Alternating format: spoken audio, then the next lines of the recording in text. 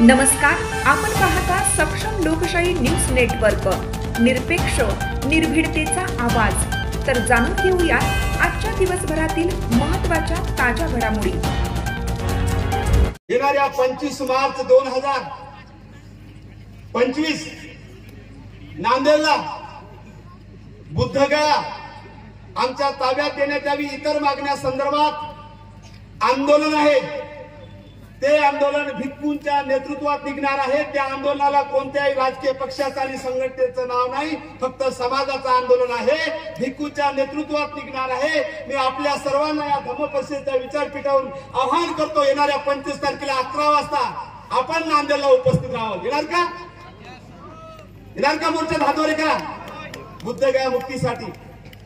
विषयाकडे होतो मी। बुद्धगयाचा विषय अत्यंत महत्वाचा, तुम्हाला माहित असेल।